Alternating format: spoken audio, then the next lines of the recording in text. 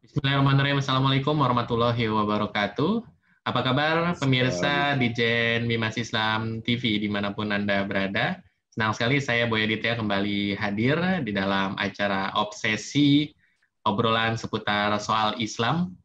Kita sudah sedikit lagi memasuki episode ke-100 ya. Ini kita sudah mencapai episode ke-94. Kali ini kita akan membahas tema mengenai konsep audit syariah organisasi pengelola zakat atau OPZ bersama dengan narasumber kita yang alhamdulillah sudah hadir pada kesempatan kali ini, yakni Kepala Subdirektorat Akreditasi dan Audit Syariah Lembaga Zakat dari Direktorat Pemberdayaan Zakat dan Wakaf, yakni Pak Muhibudin. Assalamualaikum Pak Muhib. Waalaikumsalam warahmatullahi wabarakatuh. Mas Boy. Alhamdulillah sehat ya Pak Muhib ya. Alhamdulillah. Mas Boy sehat ya? Sehat, alhamdulillah, walaupun kemarin sempat Alhamdulillah, alhamdulillah. di isoman sebentar. Karena memang COVID ini lagi tinggi, juga kita tidak bosan-bosannya juga untuk mengingatkan kepada teman-teman pemirsa di Dijen Bimas Islam TV ini untuk tetap menerapkan protokol kesehatan karena angka penularan COVID kembali meningkat gini, Pak Muhib ya. Ya, Ya, Pak Muhib, ini terkait dengan konsep audit syariah organisasi pengelola zakat ini tidak bosan-bosannya kita menginformasikan seperti itu. Seberapa pentingkah gitu loh lembaga zakat ini atau OPZ ini dilakukan audit, terutama audit syariah ini, Pak Muhib? baik Mas Boy. Bismillahirrahmanirrahim. Alhamdulillah, salatu wassalamu ala rasulillah, amma ba'd. Mas Boy dan seluruh pemirsa Bimas Islam TV di seluruh antreon Nusantara yang kami hormati, yang kami banggakan. Alhamdulillah, betul apa yang disampaikan oleh Mas Boy bahwa bicara audit ini jangan sekali dua kali, tapi harus sering-sering gitu ya, biar resonansinya itu semakin jauh, semakin menukik dan semakin melebar. Maksud saya adalah pentingnya literasi tentang tentang tema audit ini harus menjadi perhatian yang baik dari seluruh kita, karena amanat Undang-Undang 23 2011 pasal 34 di bab 5 dinyatakan bahwa salah satu pengawasan yang dilakukan oleh Kementerian Agama adalah dengan melakukan audit syariah pada organisasi pengelola zakat. Tentu bicara konsep ya, bahwa konsepnya itu jelas disampaikan di dalam KMA bahwa audit ini dilakukan bersama dengan Inspektorat Jenderal Kementerian Agama.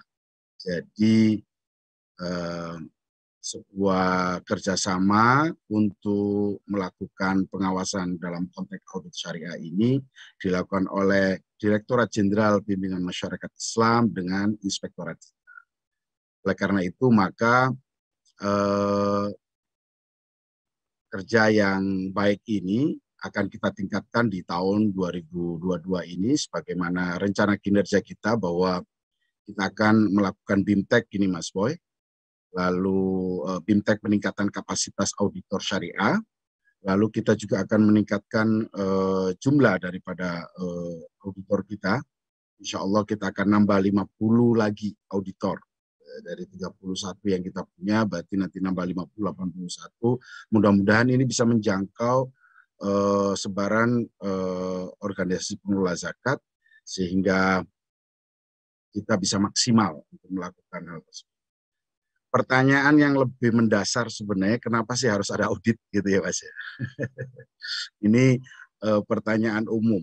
Bahkan seringkali kita juga mendapatkan satu pertanyaan yang yang mempertanyakan gitu, kenapa sih harus ada audit syariah gitu oleh Kementerian Agama. Betul bahwa audit syariah ini penting Mas Boy untuk memastikan ya, untuk memberikan satu keyakinan yang memadai bahwa proses tata kelola zakat ini dilaksanakan secara baik, sesuai dengan tuntunan syariah dan maqasidus syariahnya tercapai, goalnya tercapai. Dan tata kelola ini kan tentunya kita bicara soal manajemen ya. Jadi manajemennya mulai dari penghimpunan ya, lalu pendistribusian sampai distribusian dan pendayagunaan. Saya kira semua itu sudah ada rambu-rambunya, yang dimana tentu semua kita dari organisasi pengelola zakat harus menaati dan juga melaksanakan rambu-rambu tersebut. Saya kira itu, Mas Boy.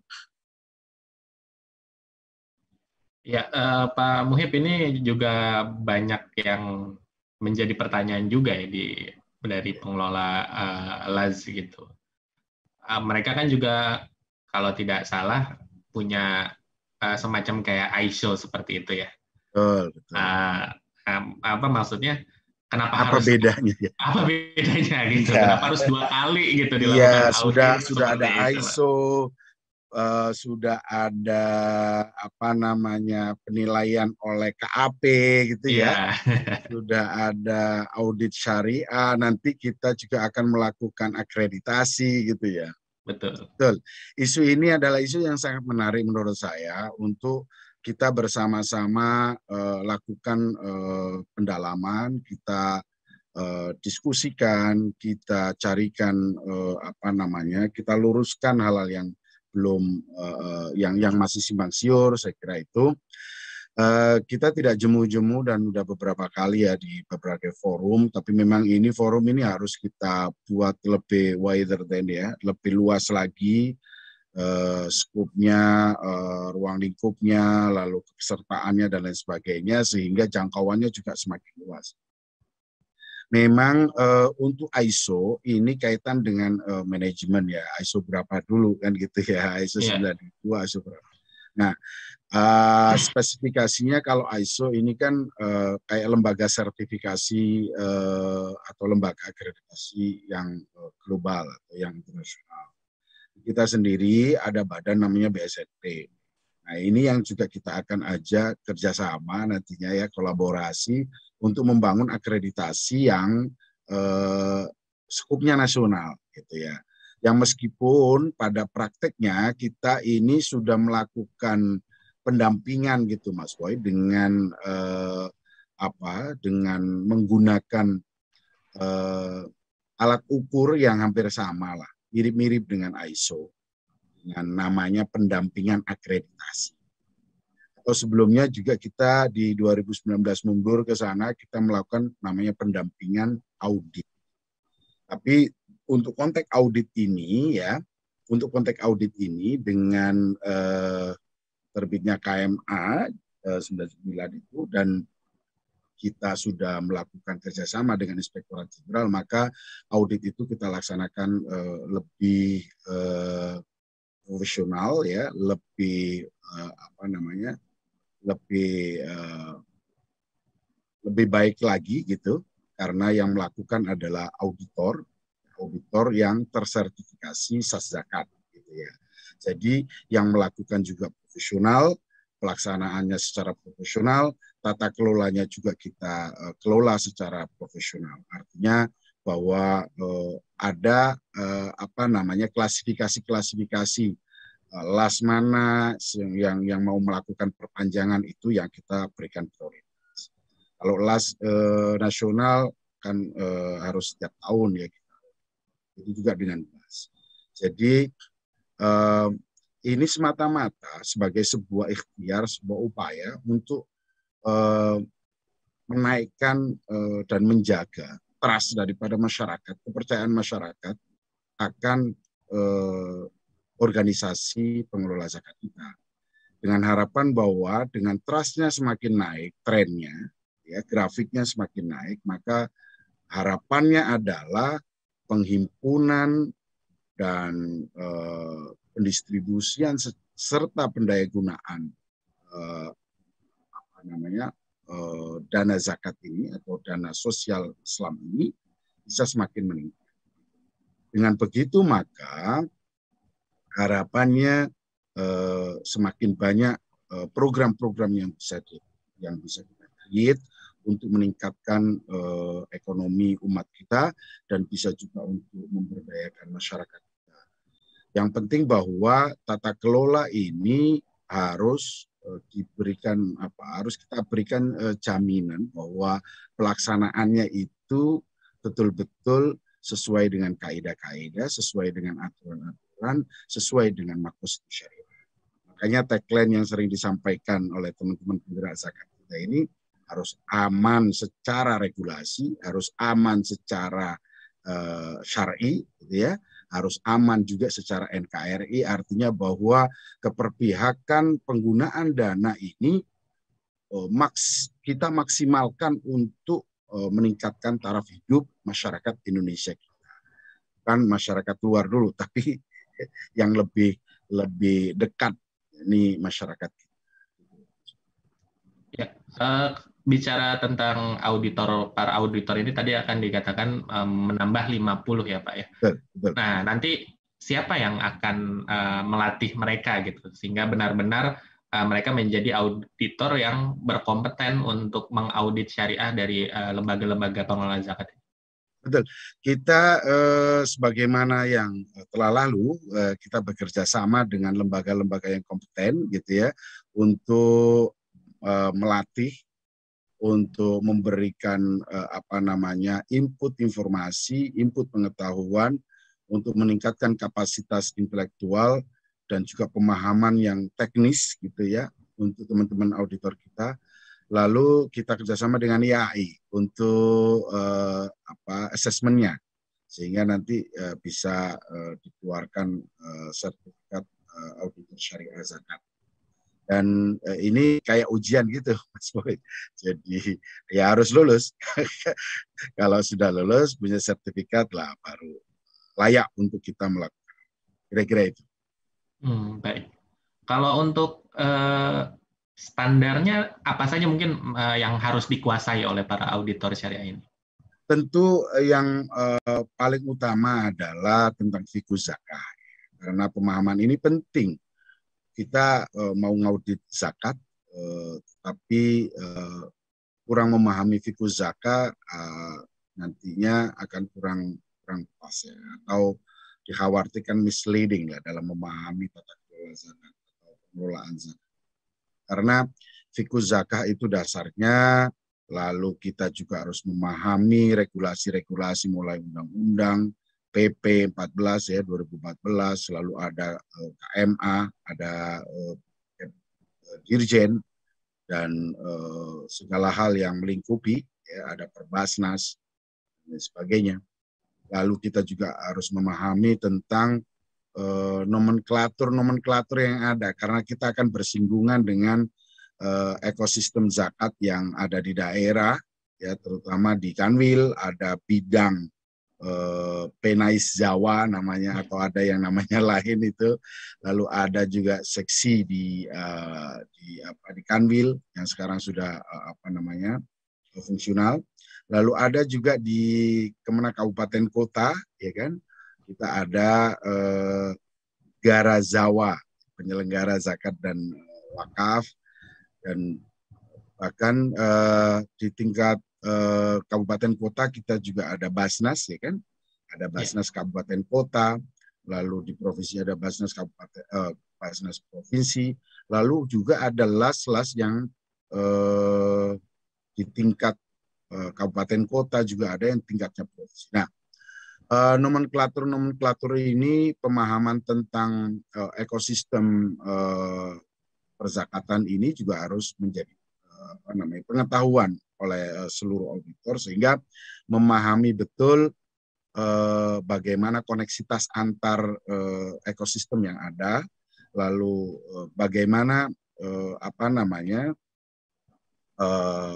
memahami cara kerja masing-masing ya.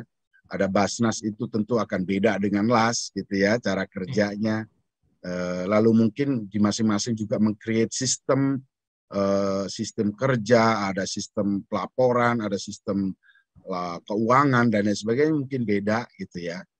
Nah, ini juga harus dipahami sehingga eh, satu tempat dengan tempat yang lain mungkin ada sedikit perbedaan, tapi tidak prinsip saya kira itu harus menjadi perhatian oleh auditor. Saya kira gitu, Mas Ben. Pak Muhyib, seperti kita ketahui juga sebelumnya sempat heboh ada lembaga amil zakat yang terafiliasi gitu untuk mendanai aksi terorisme ya, ini Lazaba yang juga sudah dicabut izinnya oleh Kementerian Agama. Nah, apakah audit syariah ini juga bertujuan untuk mengantisipasi hal-hal tersebut terjadi kembali di masa yang akan datang? Tentu. Di dalam hasil audit kita di tahun 2021 juga ada beberapa rekomendasi yang saya kira ini sangat menarik menjadi isu bahwa kita concern terhadap isu-isu radikalisme ya di dunia di dunia kelembagaan Islam kita ini. Ada beberapa rekomendasi yang mungkin saya bocorkan di sini nih Mas Boy, agar mengganti bagian dari struktur organisasi ya di dalam sebuah lembaga OPZ yang nama-nama beliaunya itu kemarin sempat viral ya menjadi bagian dari kelompok yang kurang toleran tersebut, saya kira itu. Dan memang begini. Kita mengantisipasi memang kalau yang berizin tentu akan menjadi mitra untuk audit kita ya, tidak mengatakan sebagai atau boleh dikatakan auditi kita gitu ya, yang akan kita lakukan audit. Akan tetapi kita juga harus memastikan ya, artinya bahwa audit ini gitu sejatinya juga bertujuan untuk memastikan bahwa tata kelola yang ada yang dilakukan oleh OPZ ini tadi aman syar'i gitu ya. Sehingga tidak ada penyelewengan, penggunaannya juga sesuai dengan saluran 8 asnaf, lalu ukuran penyalurannya juga sesuai dengan takarannya gitu ya. Lalu pendistribusiannya juga bisa mendahulukan yang di sekelilingnya gitu ya. Lalu urutan daripada 8 asnaf itu yang menjadi prioritasnya itu adalah minal fuqara wal masakin gitu ya. Lalu bahwa pengelolaan ini juga tidak asal main distribusi begitu saja. Nah, ini kan aman syar'i ini saya kira yang menjadi hal pokok ya, yang utama bahwa makanya tadi saya kira pemahaman fikih itu fikih zakat ini sangat penting posisinya gitu dalam konteks baik pengelolaannya maupun bagi teman-teman auditornya sehingga klop gitu. Jikapun terkait dengan beberapa hukum furu'iyah gitu ya, ahkamul fiqh al-furu'i gitu ya, yang ada mungkin ada perbedaan di antara ulama il-fuqaha gitu, saya kira itu hal yang bisa didiskusikan sehingga mana yang akan kita ambil sebagai sebuah landasan hujjah gitu ya untuk katakanlah penyaluran untuk asnaf ini karena tidak ada di Indonesia, contoh Rikob gitu ya, perbudakan karena nggak ada budak. Nah, saya kira ini masih bisa didiskusikan dan beberapa hari yang lalu kita diskusi dengan guru besar ya di Fakultas Syariah dan Hukum dari UIN Syarif Hidayatullah Jakarta yang memiliki satu pendapat bahwa untuk penanganan TKI yang bermasalah di luar negeri yang terancam nyawanya, saya kira itu bisa masuk di asnaf.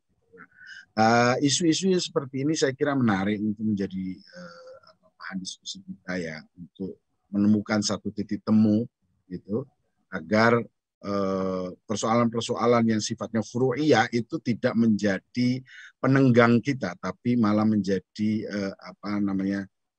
perekat kita untuk kita memperbaiki tata kelola. Gitu, Mas. Ya. Lalu kemudian pertanyaan selanjutnya adalah ketika nanti kan akan ditambah para auditor syariah seperti itu, nah nanti melakukan audit kepada para LAS dan OPZ. Apabila ditemukan hal-hal yang menyimpang, apa sanksi yang nanti akan diterapkan? Apakah langsung ada keteguran dahulu atau surat peringatan atau seperti apa? Ya, tentu kan gini, bisnis proses audit sebagaimana yang sebelum-sebelumnya kita pernah ulas, bahwa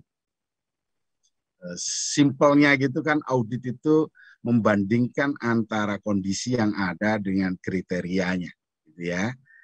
Apabila ditemukan adanya ketidaksinkronan gitu atau ketidakpatuhan terhadap kriteria atau aturan-aturan, regulasi-regulasi, ketentuan-ketentuan, ya. Kalau ada yang tidak sejalan dengan itu, maka pastikan itu ada sesuatu yang menyebabkan. Penyebab itu yang menimbulkan dampak. Nah, untuk menghilangkan akibat, ya, untuk menghilangkan sebab, ya, itu maka ada rekomendasi. Makanya audit adalah memberikan rekomendasi atau saran perbaikan pada manajemen, gitu ya. Maka rekomendasi inilah yang harus menjadi perhatian kita semua, seluruh stakeholder, terutama di kita di Bimas Islam. Apabila ada hal-hal yang kaitannya dengan regulasi apa yang harus kita create, maka di situ adalah kewenangan kita karena kita sebagai regulator. Lalu apabila ada hal-hal yang sifatnya menyimpang yang itu case di OPZ tersebut, maka OPZ tersebut harus memperbaiki tata kelola. Itu juga kalau ada hubungan-hubungan yang memang perlu diperbaiki, ya itu direkomendasi itulah. Maka saran perbaikan atau rekomendasi itu hendaknya menjadi perhatian dan dilaksanakan gitu. Hendaknya ya seharusnya gitu diperbaiki, karena untuk menuju kepada perbaikan manajemen, perbaikan tata kelola, perbaikan regulasi, ya memang kita butuh adanya audit ini sehingga kita bisa memperbaikinya sesuai dengan tugas fungsi kita masing-masing. Nah, apabila ada yang tadi ya pertanyaannya Mas, apabila ada yang melanggar, ya, maka tentu di audit itu syaratnya kita berikan saran perbaikan untuk memperbaiki, Mas Boy. Apabila ada hal yang fatal gitu ya, maka ini bisa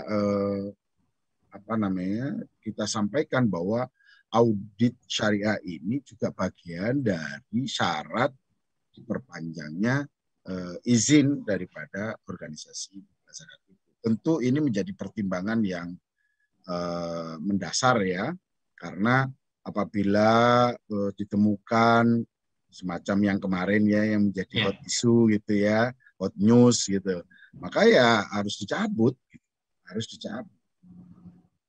Selain harus dicabut kan tentu ini kalau bicara ranah pidananya, maka itu sahabat-sahabat kita dari aparat penegak hukum yang berkewenangan untuk menangani hal tersebut. Saya kira itu, Mas. Ya, berarti posisinya para auditor syariah ini hanya sebagai pemberi advice seperti itu ya, pemberi saran dan juga rekomendasi seperti itu, tapi mungkin tidak mempunyai kewenangan untuk melakukan penindakan seperti itu, Pak. Iya, tentu kalau penindakannya ya sesuai dengan otoritas yang kita miliki. Tentu kan saran rekomendasi contoh seumpamanya agar Direktorat Jenderal Bimbingan Masyarakat Islam mencabut semuanya karena ditemukan hal-hal yang sifatnya mendasar, ya akan menjadi pertimbangan kita untuk melakukan pencabutan. Nah, begitu juga seumpamanya kan kita harus terus bertumbuh kan gitu ya. Tentu tidak mungkin seluruhnya itu sempurna. Perbaikan-perbaikan itu saya kira menjadi hal yang penting untuk meningkatkan maturitas atau kematangan manajemen yang kita lakukan. Tata kelola yang kita miliki harus maturitasnya harus semakin baik, kita harus semakin matang. Saya kira itu Mas Boy. Oke, baik. Pak Muhib, ini juga ada pertanyaan saya ketika beberapa waktu yang lalu juga mengikuti acara MUI, Pak, yang tentang Dewan Pengawas Syariah ya, Ya, di tiap LAS ini yang ya, sedang ya. digodok juga bersama kita. Betul. Apakah nanti antara auditor syariah dengan DPS ini, Dewan Pengawas Syariah di LAS itu tidak saling tumpang tindih kewenangannya itu, Pak? Iya, justru itu sangat bisa kolaboratif ya sifatnya ya, karena DPS itu kan eh, menyatu dengan manajemen. Dia kan sebagai satuan pengendalian internal ya kalau di dalam dunia manajemen modern gitu ya. Jadi dia bisa langsung memberikan advice apabila ada hal-hal atau ada kebutuhan-kebutuhan manajemen di dalam proses manajerialnya. Nah, begitu juga dalam memberikan advice terkait dengan mungkin ingin melakukan inovasi-inovasi terkait dengan model program gitu ya. Nah, itu kan jangan sampai juga menyalahi daripada aturan-aturan syar'i ya gitu. Makanya Dewan Pengawas Syariah di sini memiliki peranan yang sangat penting. Nah, yang saya maksud dengan kerja-kerja kolaboratif tadi, saya kira apabila begini, kata kuncinya begini Mas. Apabila DPS kuat, ya, apabila DPS kuat, maka audit itu akan mudah. Audit syariah yang akan dilakukan oleh auditor syariah itu akan menemukan kemudahannya. Kenapa? Karena segala sesuatunya secara manajerial kaitan dengan kepatuhan syariahnya itu sudah mendapatkan advice langsung daripada DPS-nya. Sehingga tinggal ngukur saja gitu ya auditor syariah kita sejauh mana efektivitas kinerja daripada DPS. Kalau kinerjanya efektif, insya Allah aman itu. Gitu. Nah, itu yang kenapa kita berkolaborasi dengan MUI dalam konteks untuk menyusun standar kinerja nasional atau SKKNI ya tentang Dewan Pengawas Syariah dan juga auditor syariah. Karena ini penting agar ini kan standar kompetensi sebenarnya. Jadi yang bisa di-hire, bisa direkrut atau bisa meng-apply posisi daripada DPS itu mestinya memiliki kriteria ini gitu kan. Dia harus mampu ABCD, dia harus menguasai ABCD kan gitu ya. Begitu juga dalam konteks auditor syariah. Auditor itu harus memiliki kriteria ABCD, dia harus mampu ABCD kan gitu. Nah, saya kira itu baik dan sangat luar biasa ya sebagai sebuah terobosan-terobosan yang kita lakukan, kerja-kerja kemitraan, kerja-kerja kolaborasi dalam gerakan zakat kita ini. Tentu semuanya itu kita orientasikan untuk memperbaiki tata kelola. Bukan kok malah bahasa Jawanya nyirim peti atau apa ya, malah menambah beban kerja daripada OPZ, bukan. Jangan dianggap ini sebagai beban, tapi siklus manajemen terkait dengan audit ya, itu ada di posisi evaluasi. Kalau kita sering mendengar istilah POAC ya, POAC gitu. Controlling itulah pentingnya kita melakukan audit.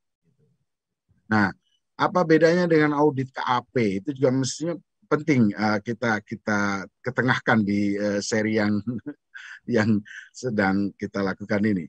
Jadi kalau KAP itu lebih fokus kepada keuangannya, Mas Boy. Jadi kantor akuntan publik itu untuk menilai tata kelola keuangannya smart.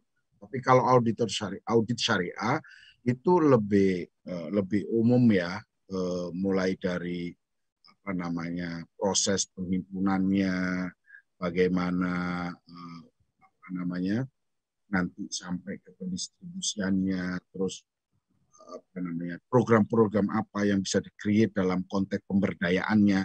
Karena jangan sampai kita dalam mengelola zakat itu kayak giveaway saja gitu ya. Kasih ya sudah gitu.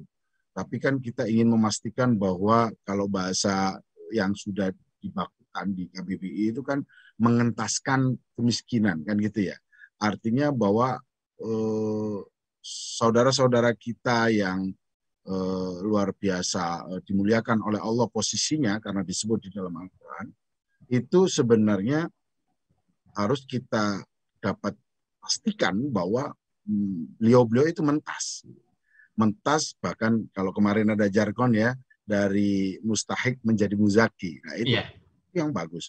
Maka sustainability program ini juga harus menjadi perhatian kita bersama, bahwa program-program yang kita create untuk konteks pemberdayaan ini harus dapat diukur gitu loh dampaknya.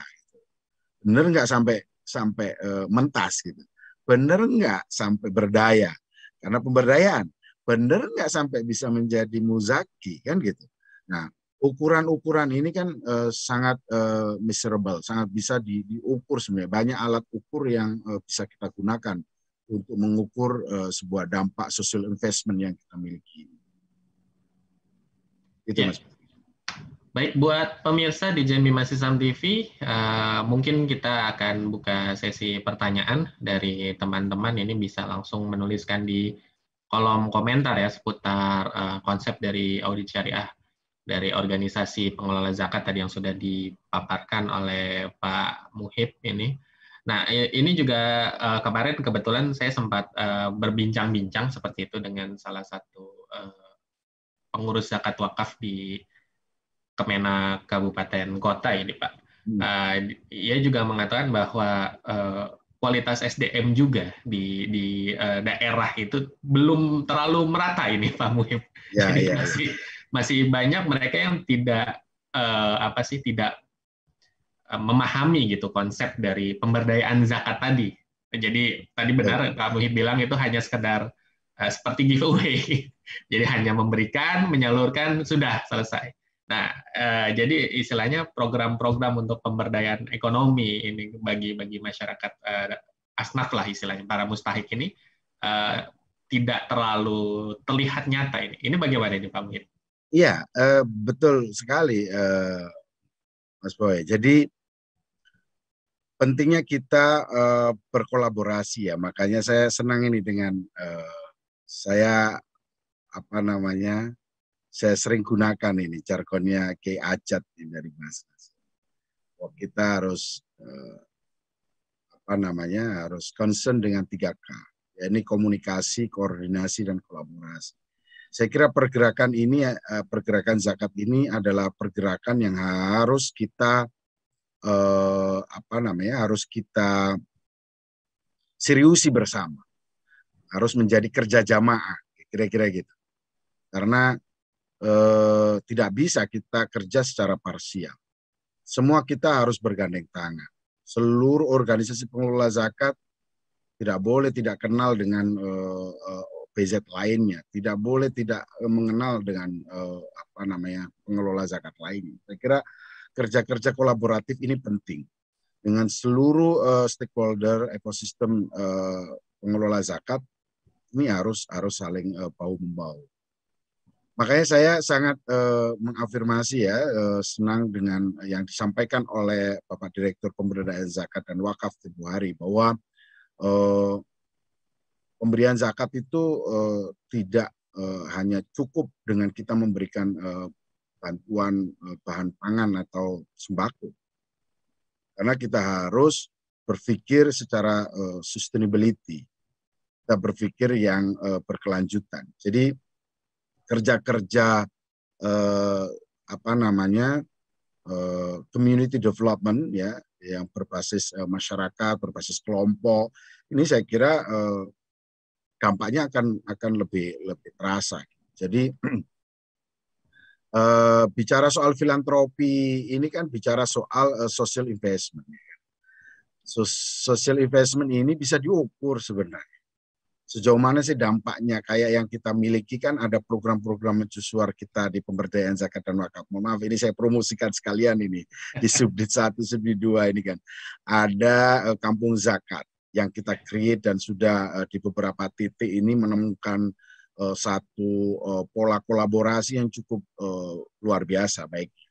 Jadi keterlibatan beberapa stakeholder di dalamnya, ada Pemda, ada Basnas, ada Kemenak di situ, ada LAS, yang semua berkolaborasi dan mewujudkan kampung itu betul-betul kampung yang berdaya. Ya. Lalu ada program KUA Percontohan untuk ekonomi umat. Ini saya kira juga sebuah program ya terobosan inovatif yang kita lakukan untuk memberikan stimulus atau sebagai trigger gitu ya untuk kita memancing seluruh stakeholder yang ada gitu, seluruh ekosistem yang ada untuk kita saling bahu-membahu.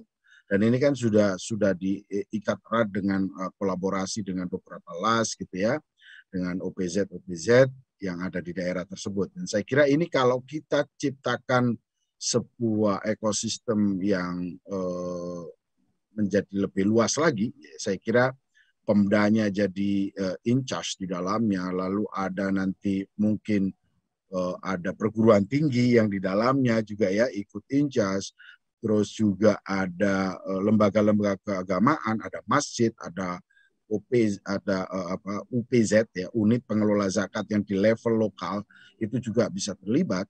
Ini saya kira akan menjadi sebuah gerakan yang masif. Tidak mustahil kalau kita mau bergandengan tangan dan saling menguatkan, saling mengokohkan gitu ya. Saya kira akan menjadi sebuah program yang luar biasa. Jadi basisnya KUA gitu ya, dalam konteks untuk kita melakukan revitalisasi KUA ya, revitalisasi programnya KUA, di mana nanti layanan KUA salah satunya adalah menjadi UPZ ya. Lalu nanti ada las-las beberapa las yang ada dengan masing-masing program unggulannya gitu ya. Mungkin satu las nanti concern terhadap peternakan, satu lagi concern terhadap pertanian, satu lagi concern terhadap transportasi semuanya, satu lagi nanti concern terhadap pengembangan wawasannya gitu ya dengan capacity buildingnya. Satu lagi mungkin nanti concern terhadap peningkatan kapasitas SDM-nya. Kan luar biasa nih Mas Boy. Maka saya kira program ini akan menemukan titik equilibrium pengembangannya, atau nanti bisa kita kita bisa duplikasi di beberapa tempat yang lain. Meskipun ini baru jumlahnya belum signifikan, saya kira kalau kolaborasi itu bisa kita lakukan, saya kira kita tidak harus hanya mengandalkan daripada sumber dana yang sifatnya hanya stimulan, yang hanya sifatnya stimulasi. Tapi kalau program ini kita duplikasi dengan sumber daya dan sumber dana dari banyak stakeholder, ini saya kira akan menjadi sebuah gerakan yang luar biasa. Maka sustainability program dalam konteks pemberdayaan dan pendayagunaan dan juga program yang berkelanjutan ya, yang bisa di engagement ya, yang bisa di-create ya, yang bisa di-create oleh kita bersama. Ini saya kira perlu menjadi perhatian kita untuk kita kembangkan, kita buat inovasi-inovasi baru, dan saya kira ini dampaknya akan dahsyat, akan luar biasa untuk tadi itu war against poverty. Ya itu Mas. Ya, ini kita langsung ke ini Pak, ada beberapa pertanyaan ini dari para pemirsa Ditjen Bimas Islam TV. melalui komentar di Ah, YouTube. Ini ada dari, oh mana tadi ketiban? Dari Silvi Safitri ini, ya, Pak. Indikator apa saja yang harus dipersiapkan oleh lembaga amil zakat dalam rangka persiapan audit syariah ini, Pak? ya, terima kasih Mbak Silvi. Ini sangat teknis ya. Saya kira ada beberapa dokumen ya yang bisa kita share deh. Nanti tolong bisa ditinggalkan alamat email ya, yang bisa kita sampaikan nanti dokumen-dokumen apa yang harus disiapkan. Saya kira eh, persiapan yang paling utama adalah bahwa kita sudah melakukannya dengan benar. Keyakinan itu saya kira adalah modal utama. Jadi nanti dokumen mulai dari penghimpunan, ada SOP penghimpunannya gitu ya, lalu kepengurusannya seperti apa, legal formalnya yang kita punya seperti apa. Saya kira itu penting untuk kita sampaikan sehingga auditor juga memahami kesejarahan daripada lembaga OPZ ini. Sehingga dengan begitu, apakah ini kayak model begini Mas Boy yang saya maksud? Ini kan ada levelingnya ya, ada UPZ yang level nasional, ada Ya. provinsi, ada kabupaten, kan gitu ya. Lalu ada yang memiliki jejaring yang karena dia ormas gitu ya, maka jejaringnya pun sesuai dengan jejaringnya ormasnya atau eh, struktur organisasi ormasnya, ya, yang sehingga eh, pendekatannya harus dilakukan tentu berbeda. Nah, apa aja yang perlu disiapkan? Saya kira ya dokumen-dokumen mulai dari pengumpulan, ya penghimpunan, lalu pendistribusian dan pendayagunaan. Di pendayagunaan itu tentu kan ada otorisasi-otorisasi ya kan. Di dalam keuangannya juga ada otorisasi-otorisasi. Lalu ada apa namanya ketentuan-ketentuan akun ya, ketentuan-ketentuan akun yang sebagaimana kita ikuti bersama produk dari apa namanya PSAK 109. Nah, ini juga harus harus apa namanya menjadi bahan untuk kita sajikan kepada auditor. Jadi penyajian dokumen, data, lalu komunikasi yang baik tentu ini akan memudahkan proses daripada audit. Tentunya eh, ya kadang juga ada dokumen tapi dokumen tidak bisa bicara kan gitu. Tapi kalau dijelaskan ada komunikasinya itu ya, saya kira itu akan berbeda bobotnya. Nah, terus nanti sampai kepada pelaporannya gitu ya. Pelaporannya seperti apa? Kan kita ada kewajiban untuk melapor ke Simba gitu ya. Ada ke Simzat yang ini sedang kita diskusikan ini bersama dengan Basnas. Bagaimana nanti pelaporan itu satu saluran saja, tapi saluran itu bisa kita akses baik oleh Kementerian Agama maupun oleh Basnas. Dan ini minggu kemarin kita diskusikan. Saya kira ini juga untuk mempermudah daripada OPZ dalam menyampaikan laporan.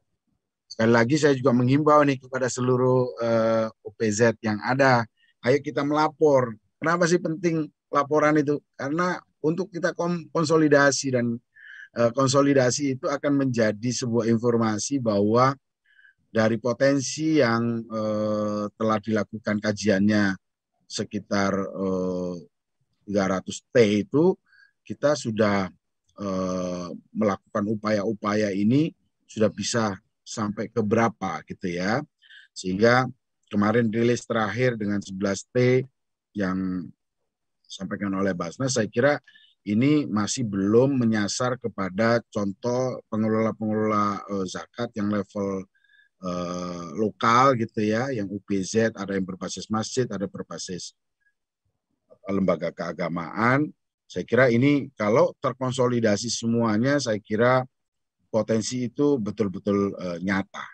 Bisa kita wujudkan dengan berbagai macam upaya yang kita. Baik, lalu kemudian ada dari Pak Wahid Ardi, ini Pak Muhib. Ya. Izin bertanya, kemana ini titik berat dari pelaksanaan audit syariah? Apakah kepada manajerial pengelolaan atau lebih kepada personal pengelolanya ini, Pak? Oh, manajemen dong. Ya, kalau personal itu kan bagian dari manajemen, Pak. Jadi kalau audit ini bukan menyasar kepada orang per orang. Audit ini ya audit kepada manajemen, kepada lembaga, tata kelolanya, bisnis prosesnya, aturan main yang dibuat di dalamnya. Kan ada ya kayak SOP-SOP-nya, lalu nanti kaitan dengan otorisasi-otorisasi, kaitan dengan apa namanya proyeksi-proyeksi program yang dilakukan dan lain sebagainya, lalu sasaran dan target program itu seperti apa. Tentu kan itu menjadi bagian dari apa yang dilihat atau yang diuji oleh auditor. Baik. Jadi kepada Pak Wahid ini lebih tadi disampaikan oleh Pak Muhib ini yang titik beratnya lebih ke manajerial pengelolaan ya, bukan Ya, person to ya, person gitu ya. ya. Sudah Ya, dijawab. terlepas dari tadi Pak Boy yang ada katakanlah rekomendasi agar person yang ada indikasi yang sudah Oh, dirilis oleh pihak penegak hukum itu kan case. Jadi karena ini untuk betul-betul memberikan rasa aman, kepercayaan masyarakat bahwa OPZ yang bersangkutan itu adalah OPZ yang betul-betul apa namanya patuh terhadap aturan undang-undangan yang berlaku di Republik Indonesia kita yang tercinta ini, dan juga patuh terhadap apa namanya aturan-aturan syar'i ya, aturan-aturan syar'i yang kita miliki, lalu juga secara organisasi juga betul-betul amanah menjalankan amanah keumatan ini, dana umat itu betul-betul disalurkan kepada yang berhak gitu ya, cara penyalurannya juga dengan cara-cara yang baik gitu, dan tentu ini menyesuaikan dengan apa, menyesuaikan dengan SAK 109, nah itu juga lihat. Jadi betul-betul semata-mata bukan apa namanya ingin mencari kesalahannya personal gitu, bukan, ya. bukan. Karena ini betul-betul ingin memperbaiki kinerja daripada manajemen. Itu Mas. Baik, lalu kemudian ada Pak Zafir Fakihudin ini. Ya, siap Pak, Pak Zafir. bagaimana ini dengan masih ada sejumlah golongan masyarakat ini Ya, yang memungut zakat, namun mereka sesungguhnya tidak mempunyai SK dari lembaga berwenang. izin. Ya, betul. Betul, ini juga menjadi perhatian kita, Mas Boy. Jadi concern Direktorat Zakat dan Wakaf, Direktorat Pemberdayaan Zakat dan Wakaf ini salah satunya adalah untuk memberikan perhatian ya terkait dengan lembaga-lembaga yang belum berizin. Makanya ada jargon yang sering digemakan oleh Bapak Direktur kita, Bapak Direktur Pemberdayaan Zakat dan Wakaf, bahwa pastikan ada 7 pasti dalam menyalurkan zakat infak sedekah kita. Salah satunya 7 pasti itu adalah lembaga tersebut telah berizin. Makanya kita penting juga melakukan edukasi kepada masyarakat kita bahwa ayo kita salurkan zakat kita, infak kita, sedekah kita kepada lembaga-lembaga yang telah memiliki izin. Kenapa? Karena pemerintah juga hadir di situ untuk memberikan jaminan bahwa penyalurannya juga sesuai dengan syariat, penyalurannya, pengelolaannya juga sesuai dengan syariat dan sesuai dengan regulasi. Gitu. Dan ini apa namanya menjadi perhatian kita bersama ya. Tentu di dalam Undang-Undang 23 2011 juga di pasal 35-nya di situ ada peran serta masyarakat. Jadi masyarakat juga memiliki ruang untuk memberikan perhatian apabila ada yang belum berizin ya, bisa disampaikan kepada masyarakat yang lainnya, kepada pemerintah, kepada kita ya, agar kita ajak mereka untuk berizin, ya. Karena dengan berizin maka secara legal, secara apa namanya aturan itu sudah memenuhi apa namanya ketentuan aturan ya, ini harus berizin kan gitu. Legal, kalau sudah legal ya bisa beroperasi. Saya kira itu Mas Bay. Ya, baik. Sudah jelas tadi dijelaskan oleh Pak Muhib, ini pertanyaan dari Pak Zafir Fakihuddin. Lalu ada Ada dari sedikit lagi untuk Pak Zafir. saya, Saya kira silakan. saya mengajak ini ya di kesempatan yang baik yang mulia ini di pagi pada sahabat-sahabat kita yang di organisasi FOS maupun di Poros maupun teman-teman kita yang di Basnas untuk ayo kita ajak anggota-anggota kita yang mungkin belum berizin ya, mungkin ada ya dari teman-teman ini, di sahabat-sahabat kita yang baik ini. Ya, ayo kita ajak untuk berizin. Nah, bagaimana sih cara berizinnya? Semua mudah kok, insya Allah. Nggak ada yang sulit, nggak ada yang sulit. Semuanya mudah. Nah, kalau sudah berizin nanti bisa kita kolaborasi, kan gitu. Itu Mas Bay. Ya, lalu ini ada dari Pak Acep bertanya, apakah sudah ada kantor sekretariat ini karena ia mau. Oh, Pak Acep ini bertanya bagaimana jika ia ingin melakukan pendampingan syariah ini, Pak? Apakah ada tempatnya atau bagaimana caranya gitu? Oh, kalau pengen mendapat pendampingan, Hmm. ya gini, ini perlu kami ketengahkan juga ya, kami sampaikan bahwa di Subdit Akreditasi dan Audit Lembaga Zakat ini juga sangat terbuka untuk memberikan pendampingan kepada sahabat-sahabat kita yang ada di PZ ya, yang di organisasi pengelola zakat, baik kelas maupun Basnas. Kita sangat welcome untuk kita bisa berkolaborasi gitu ya, untuk sharing informasi, ya memberikan pendampingan, memberikan advice, tentu sangat terbuka. Di luar audit yang secara reguler dilakukan oleh teman-teman kita di. Jadi boleh kalau tadi ada pertanyaan gimana caranya biar kita diaudit Pak untuk memberikan kepastian gitu ya, untuk memberikan apa namanya memberikan uh, semacam uh, memberikan ketenangan ya, ketenangan diri kita ya bahwa OPZ kita ini kalau sudah diaudit artinya bahwa kita sudah memenuhi kok kriteria-kriteria, kaidah-kaidah, aturan-aturan yang sudah ada, maka monggo saja kita siap untuk memberikan pendampingan, memberikan advice, memberikan apa namanya informasi ya jika dibutuhkan. Kalau ingin diaudit ya monggo diajukan aja suratnya kepada kita ya di Direktorat Pemberdayaan Zakat dan Wakaf, nanti kita bisa masukkan di dalam rencana kinerja kita akan lakukan. Saya kira itu Mas Bay. Ya, jadi Pak Acep jika memang ingin dilakukan pendampingan syariah, ini bisa langsung saja mengirimkan surat ya Ya, kepada Direktorat Pemberdayaan Zakat Wakaf di Kementerian Agama. Lalu selanjutnya Pak Dede Sudanto, ini banyak ternyata Pak yang berikan pertanyaan.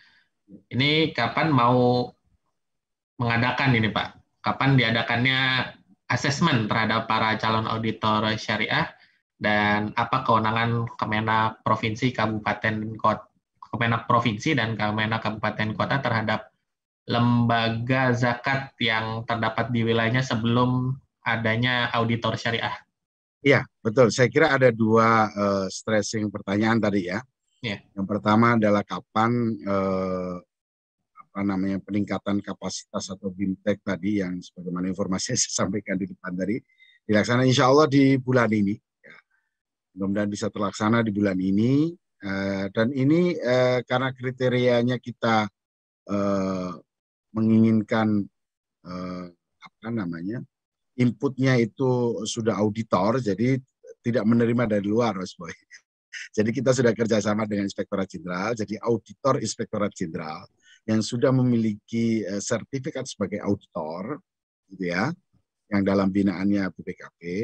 Nah, ini kita diklat, ya, kita ajak diklat, nanti lalu ada asesmennya, ada ujiannya di apa namanya, IAI untuk mengambil sertifikat apa namanya, auditor syariah zakat. Nah, itu yang pertama. Lalu yang kedua, bagaimana dengan struktur Kementerian Agama yang di level provinsi dan kabupaten kota. Itulah yang saya tadi maksud di depan, bahwa ada pendampingan. Ini teman-teman di apa bidang penai jawab, teman-teman di seksi atau di Garazawa, penyelenggara zakat dan wakaf itu ya, itu mereka adalah partner-partner kita, partner-partner daripada Direktorat Pemberdayaan Zakat dan Wakaf, untuk kita sama-sama melakukan diseminasi informasi, kita lakukan pendampingan-pendampingan, kita lakukan advice, kita juga berkolaborasi dalam beberapa kegiatan yang kita lakukan di masing-masing level. Kalau di kabupaten kota, saya kira Garazawa dengan Basnas kabupaten kota, dengan LAS yang ada di kabupaten kota, apabila ada yang kaitannya tadi itu belum berizin, ya ini tugas kita untuk bagaimana mengedukasi kepada sahabat-sahabat kita itu untuk ayo kita berizin. Lalu kita juga nanti dampingi pengelolaannya itu harusnya seperti apa, secara regulasi yang benar seperti apa, lalu syariah compliance-nya yang harus kita patuhi seperti apa, nanti laporannya seperti apa, lalu kewajiban kita untuk melapor dari hasil penghimpunan, dari hasil apa namanya penerimaan sampai kita melakukan tasarruf, memberikan pendistribusian itu seperti apa. Nah, laporan ini neracanya ya di laporan keuangan kita, ya, kita harus laporkan itu, ya, sehingga bisa terkonsolidir gitu. Laporannya terkonsolidir yang sehingga enak kita, oh kita bisa mengumpulkan sekian dan kita bisa memberdayakan sekian, target kita sudah tercapai sekian gitu. Jadi bisa terukur, Mas. Iya. Kemudian ada lagi dari Hermawati. Bagaimana ini Pak dengan para amil zakat yang ada di masjid-masjid ini? Ya, Apakah perlu juga melaporkan hasil audit dan juga membuat surat izin ini Pak?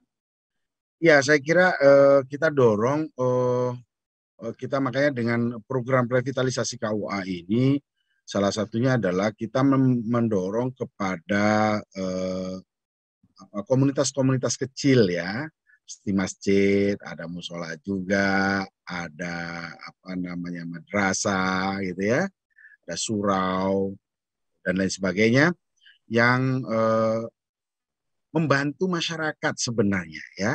Tujuan beliau itu sangat mulia sebenarnya, membantu masyarakat untuk menyalurkan zakatnya.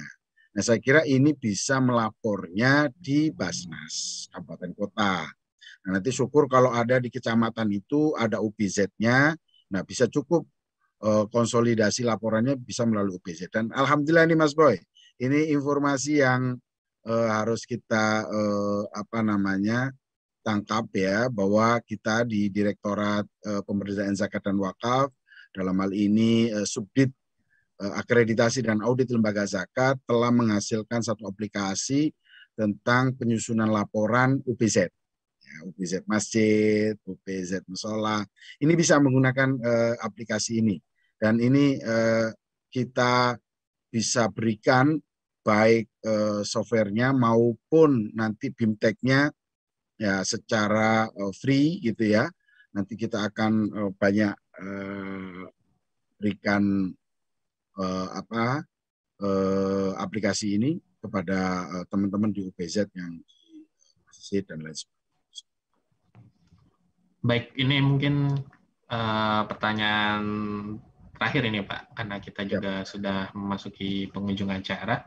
Eh. Dari Vireli Angeli, Hmm. untuk proses audit syariah yang sudah dilakukan, akan berapa lama ini Pak baru menerima hasilnya kira-kira? Ya, hasilnya ya, bukan prosesnya ya. Kalau prosesnya tergantung ruang lingkup besarnya ya, kelolaannya. Karena kalau level nasional tentu membutuhkan waktu yang lebih banyak daripada yang di provinsi atau di kabupaten. Dan juga kelolaannya, saya kira kalau anggaran kelolaannya atau dana kelolaannya itu kecil ya tentu nggak terlalu butuh waktu yang panjang. Tapi berbeda kalau kelolaannya kayak di beberapa kabupaten kota Basnas kita ini ada yang luar biasa yang saya kira juga bisa menjadi benchmarking kita ya. Ada yang sampai bisa mengumpulkan 20 miliar dalam setahun. Itu kan luar biasa. Dan ini saya kira bisa diduplikasi. Program-program apa sih yang bisa yang dilakukan sehingga masif untuk penghimpunannya, lalu juga pendistribusiannya. Karena ini akan sangat terkait ya. Ketika kita outputnya, pendistribusiannya itu luar biasa, masyarakat melihatnya, masyarakat mendengarnya, lalu masyarakat memahaminya, maka kepercayaan masyarakat itu tumbuh besar, tumbuh pesat untuk bagaimana dia menyalurkan zakatnya kepada lembaga tersebut. Saya kira itu dua sisi mata uang yang tidak bisa dipisahkan. Nah, untuk hasilnya tentu ini kita konsolidir untuk di pusat. Jadi auditi atau OPZ bisa meminta sebenarnya apa saran-saran yang diberikan. Karena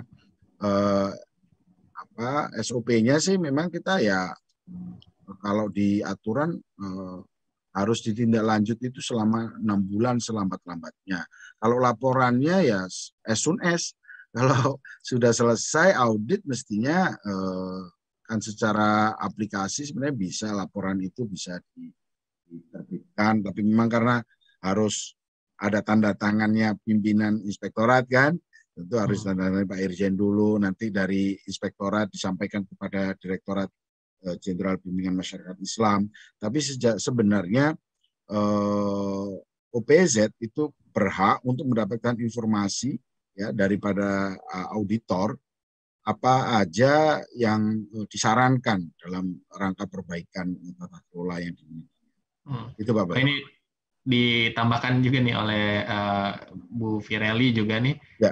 Ia bilang katanya prosesnya sudah selesai dan juga sudah kami penuhi sejumlah persyaratan yang diminta, jadi dia hanya menunggu hasilnya saja. Oke. Ya, segera kami nanti informasikan. Bu Vireli ini nggak ada ya itunya ya dari lembaga mana ya? Sehingga ya Bu Vireli ini kita tidak tahu nih dari lembaga amil zakat mana gitu, cuman tadi bertanya bahwa ia sudah proses dari audit syariahnya itu sudah selesai dan juga sudah memberikan dokumen mungkin ya beberapa persyaratan yang diminta, hanya tinggal menunggu hasilnya seperti itu. Baik. Kira nanti kalau sudah dilakukan audit dan untuk konteks perpanjangan, saya kira kita sudah ngeling ini dengan bagian perizinan bahwa ini sudah dilakukan audit dan sudah ditindaklanjuti. Tentu audit itu tidak hanya prosesnya yang penting, tapi yang maha penting lagi adalah atau yang lebih penting lagi adalah bagaimana saran rekomendasi yang diberikan oleh auditor itu ditindaklanjuti. Ya, sehingga saran perbaikan itu ada manfaatnya. Disaranin kebaikan tapi nggak di TL, nggak ditindaklanjut ya apa gunanya kan gitu ya. Sehingga saran-saran perbaikan itu ketika sudah dilakukan lalu dilaporkan kepada kita, nah kita menjadi mafhum bahwa saran perbaikan sudah dilakukan. Kira itu, dan nanti tata kelola hasil auditnya ini akan kita kelola dengan baik dengan sistem yang sedang kita bangun ini, mudah-mudahan nanti bisa terlihat gitu ya, las mana atau basnas mana, temuannya apa atau saran rekomendasinya apa, lalu tindak lanjutnya sudah seperti apa. Kita bisa mengukur sebenarnya hasil audit ini ditindaklanjuti apa tidak. Kalau tidak ditindaklanjuti, apa hambatannya, kan gitu. Sehingga kita bisa carikan solusinya. Itu Pak Baik. Ini Bu Firly menjawab ini dari beliau dari Baitul Mal Muamalat katanya. Baik. Nanti saya note ke teman-teman. Baik. Oke, baik. Di penghujung acara ini kita sudah masuki, sudah 60 menit lebih kita berbincang di acara Obsesi pada kali ini. Mungkin dari Pak Muhib ingin ada yang disampaikan sebagai closing statement terakhir. Silakan Pak Muhib. Ya, terima kasih Mas Boy. Saya kira melakukan segala hal terkait dengan upaya-upaya kita dalam konteks pengelolaan zakat ini adalah ibadah. Oleh karena ibadah tentu sandaran kita adalah Allah SWT. Oleh karena itu maka saya ajak untuk tidak jemu dalam kita melakukan rangkaian ibadah ini. Tentu kita perlu untuk memperhatikan beberapa hal kaitan dengan aturan, kaitan dengan kaidah-kaidah, kaitan dengan SOP, kaitan dengan otoritas, dan sehingga kita bisa memaksimalkan ya daya gunaan daripada zakat kita ini atau dana-dana filantropi Islam kita ini untuk betul-betul kita orientasikan bagi kemaslahatan, bagi peningkatan kesejahteraan, bagi menekan angka kemiskinan yang ada di negara kita yang tercinta ini. Sehingga secara goals-nya kita bisa meningkatkan kesejahteraan dan menekan kemiskinan tersebut betul-betul dapat diukur. Ya. Karena itu maka keseriusan kita mudah-mudahan menjadi jariah. Pikiran-pikiran kita, segala upaya-upaya kita untuk menggerakkan gerakan zakat ini, gerakan filantropi Islam ini betul-betul mendapat ridho dari Allah Subhanahu.